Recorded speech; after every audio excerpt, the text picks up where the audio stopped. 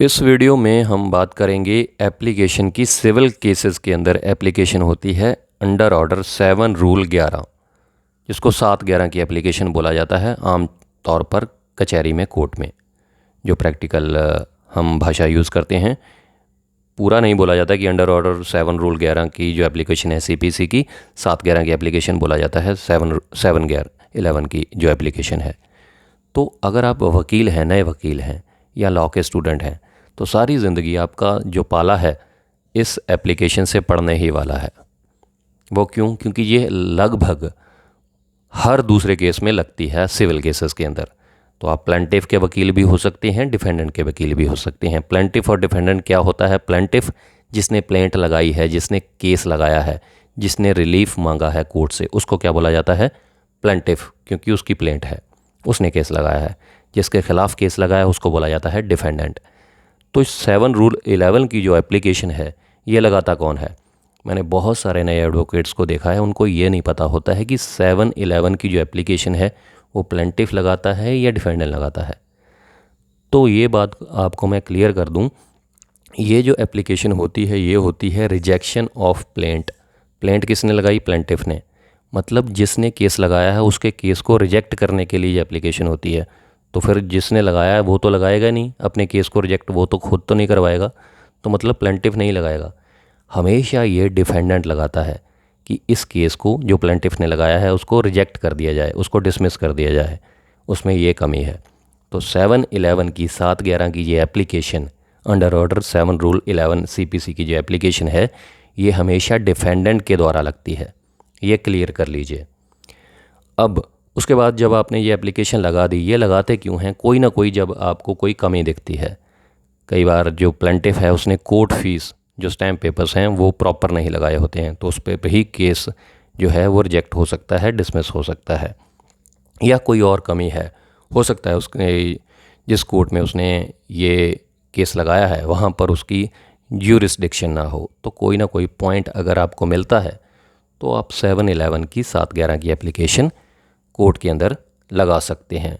उसके बाद जब आप 7/11 की एप्लीकेशन लगाते हैं तो केस जो है वो कौन से स्टेज पर जाता है? ज़्यादातर ये शुरुआती स्टेज में लगाई जाती है। जब डिफेंडेंट ने रिटन स्टेटमेंट अभी अपना जवाबी दावा पेश नहीं किया होता, तो शुरुआती स्टेज में ये लगती है। और 7/11 की जब आपने एप्लीकेशन लगा दी कोर्ट में जाके, फिर कोर्ट क्या करती है कि उस केस को रिप्लाई पर लगा देती है।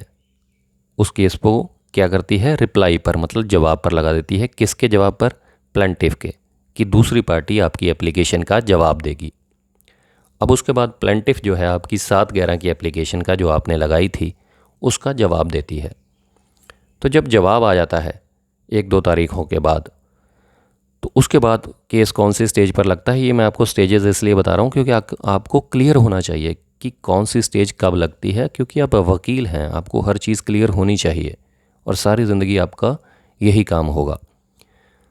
तो 7/11 की 11 एप्लीकेशन का आपने एप्लीकेशन लगाई 7/11 की, उसके बाद दूसरी पार्टी ने इसका जवाब दे दिया। अब केस कौन सी स्टेज पर जाएगा? अब जाएगा कंसीडरेशन पर, क्योंकि कोर्ट अब कंसीडरेशन करेगी कि ये जो एप्लीकेशन है इसको रिजेक्ट होना चाहिए 7/11 की एप्लीकेशन को, या केस को ही रिजेक्ट होना चाहिए। मतलब आपकी एप्लीकेशन डिसमिस होगी या अलाउ होगी। उसके बाद क्या होगा कि आपको बहस का मौका दिया जाएगा, आर्गूमेंट्स का मौका दिया जाएगा। आपकी एप्लीकेशन है, सबसे पहले आप जो हैं, आप प्लेंटिफ के वकील हैं या डिफेंडेंट के वकील हैं। अगर आप डिफेंडेंट के वकील हैं तो 7/11 की एप्लीकेशन आपकी है, तो सबसे पहले आपको आर्गूमेंट्स का मौका दिया जाएगा, आप बहस करेंगे। उसके बाद दूसरी पार्टी को सुना जाएगा, प्लेंटिफ को सुना जाएगा। जब दोनों पार्टीज़ की आर्गूमेंट्स हो जाती है तो उसके बाद कोर्ट क्या करती है कि फ़ैसला सुनाती है। हो सकता है उसी दिन सुना दे या 1-2 तारीखों के बाद सुना दे।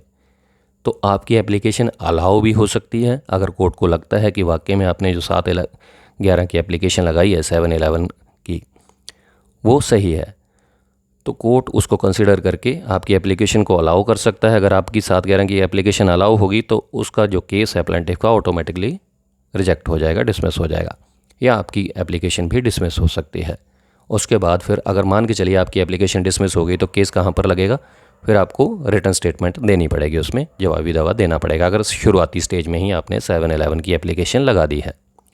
तो इस तरीके से 7-11 की जो एप्लीकेशन है उसका मैंने कंसेप्ट आपको बिल्कुल क्लियर कर दिया है।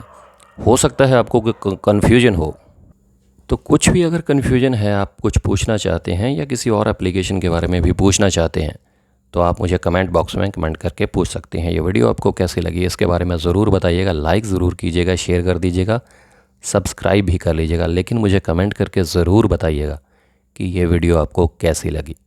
शुक्रिया, धन्यवाद।